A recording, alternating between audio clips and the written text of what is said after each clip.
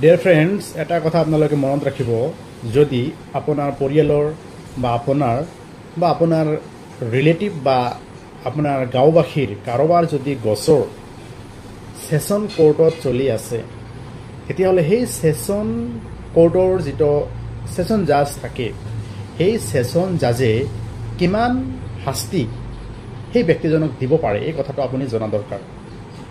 প্ৰশ্নটো আকৌ এবাৰ কৈছোঁ যে ছেছন জাজে কিমান শাস্তি এজন আসামীক দিব পাৰে। ইয়াৰ উত্তৰটো হৈছে ছেছন জাজে আইনে প্ৰদান কৰা সৰ্বোচ্চ শাস্তি প্ৰদান কৰিব পাৰে, কিন্তু যদি ডেথ পেনাল্টি মৃত্যুদণ্ড দিব খুজিছে, তেতিয়াহ'লে ছেছন জাজে সংশ্লিষ্ট হাইকোৰ্টৰ পৰা ডেথ কনফাৰ্মেশ্যন ল'ব লাগে। As per section 22 of BNS মনত ৰাখিব। তাৰপিছত আহিছোঁ এডিশ্যনেল ছেছন জাজ। এডিশ্যনেল ছেছন জাজেও আইনে প্ৰদান কৰা যিকোনো শাস্তি প্ৰদান কৰিব পাৰে, বাট যদি ডেথ পেনাল্টি দিব খুজিছে, then he has to take an confirmation from the concerned High Court. Otherwise যিকোনো পানিছমেণ্ট দিব পাৰে, মনত ৰাখিব। নেক্সট চিফ জুডিচিয়েল মেজিষ্ট্ৰেট থাকে, তাৰপিছত judicial magistrate first class, judicial magistrate second class. গতিকে CJM চিফ জুডিচিয়েল মেজিষ্ট্ৰেটে কিমান পৰিমাণৰ শাস্তি এজন আসামীক দিব পাৰে?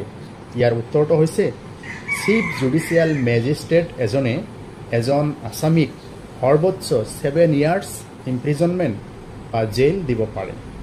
তাৰপিছত আহিছোঁ next judicial magistrate first class.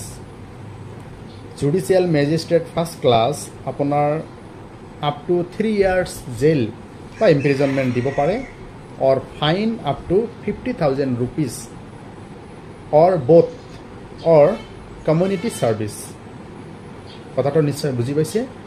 Judicial magistrate first class এজনে এজন আসামীক সৰ্বোচ্চ 3 বছৰৰ কাৰাদণ্ড বিহিব পাৰে, আৰু আৰ্থিক জৰিমনা সৰ্বোচ্চ 50,000 অথবা দুয়োবিধ অথবা কমিউনিটি ছাৰ্ভিচ প্ৰদান কৰিবৰ কাৰণে অৰ্ডাৰ পাছ কৰিব পাৰে।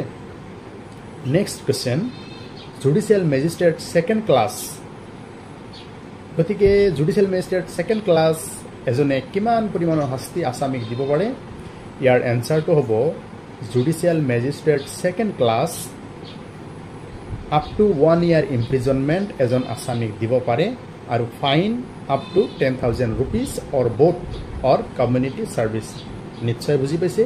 এইখিনি কথা ভাৰতীয় নাগৰিক সুৰক্ষা সংহিতাৰ ছেকশ্যন 22 and 23 বিতংকৈ উল্লেখ কৰা আছে, আৰু পুৰণি আইন CRPCৰ ধাৰা 28 আৰু 29 উল্লেখ কৰা আছে। যদি ভিডিঅ'টো ভাল লাগিছে, লাইক কমেণ্ট শ্বেয়াৰ কৰিব। ধন্যবাদ।